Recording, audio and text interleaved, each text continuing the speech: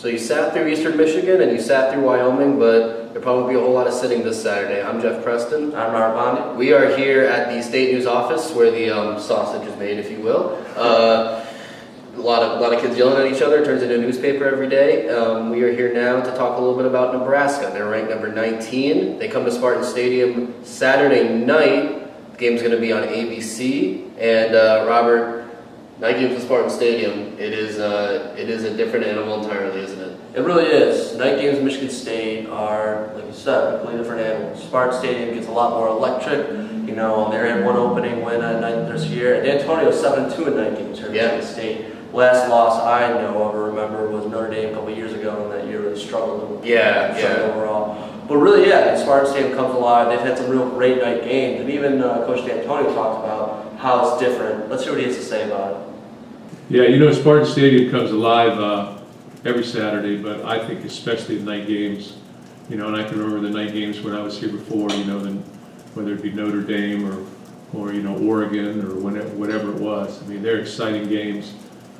We've had a lot of exciting games here since I've been back as a head football coach, and I just think you sit all day. It's hard to sit all day, but as you sit all day on Saturday afternoon, you're seeing all these different games being played, and your games being talked about, and you just can't help but get a little hyped. That was Coach D'Antonio, and Coach has had most of the night games in Spartan Stadium history. Of the 16, Robert mentioned that he's 7-2, and it's really kind of been lately more of a focus of the program is to have a lot of these games going on a little bit later on in the evening. Of course, this is the first time that MSU will play Nebraska under the lights, but these two teams are extremely familiar with each other.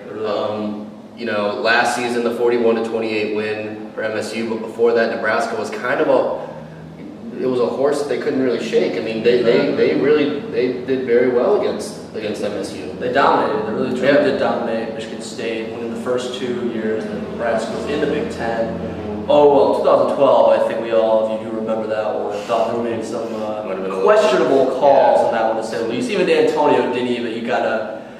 When they talked about 2012, he mentioned that we're not going to get into details. Right, so that's a nice way of D'Antonio hinting at that game. But really, even before that, Nebraska had owned Michigan State. D'Antonio talked a little bit about when he was an assistant here at Michigan State back in, I believe, the 90s under Nick Saban. He really talked about how he remembered when Nebraska came to town and they put a whooping on them. Yeah. So Nebraska and Michigan State, while it's no longer like that, there's still two very good programs. And the rivalry is definitely forming between the two. And here's what D'Antonio had to say about that new rivalry forming. I think we have a lot of rivals, I guess, in this conference, because there's a lot of games like that. But they've been great football games. The one in 2012, the one in 2011, I don't think we played up to our abilities. You had very high hopes going into that game, but didn't play well enough. But 12, we came to play. It's a great football game. Don't really want to rehash some of that, but.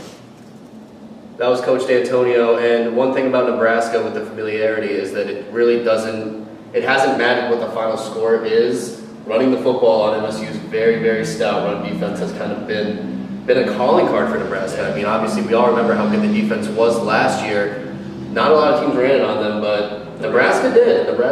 And so with that, it's time for our weekly picks. We've been a little bit, got a few gifts the last few weeks with the opponents. This one is a little bit more tricky.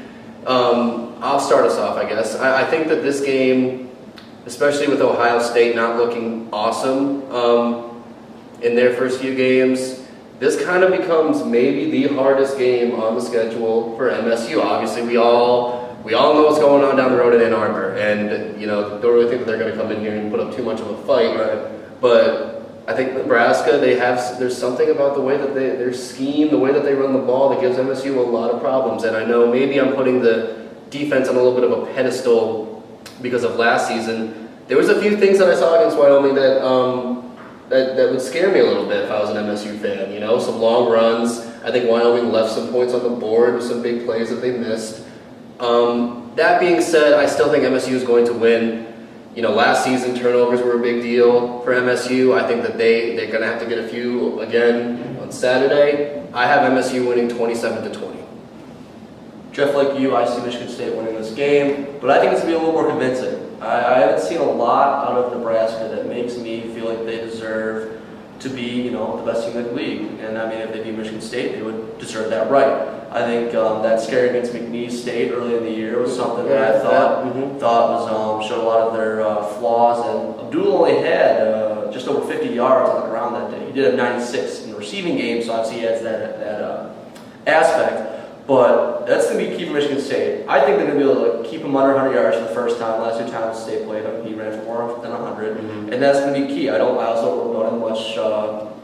I don't really trust that Nebraska black shirts defense that they used to be known as. It's no longer the black shirts by any means. And I think the only way Connor Cook doesn't throw for 300 yards this week is if it rains. That's the key thing for me. Right. And they are projecting rain. It's going to be colder than normal, 48 highs that I've seen. So, and at night, that could be more in the lower 40s. Welcome to October. Exactly, that's Big Ten football. So that's the thing that if it does rain, I might, I'd have to lean a little bit more with my pick towards Nebraska. But I think Michigan State's going to be convincing this week. They're going to make a statement game on the national stage, use it as a do-over from that Oregon game, a rerun maybe, and I think they're going to win 31-20. I know it's a big spread, but I really think Michigan State's offense has looked great. Nebraska's defense looked bad, and I think Michigan State's defense is going to come out a little better this week. Weatherman Robert Bondy over here. Look at you. This is the kind of game that Nebraska won a lot in the 1990s.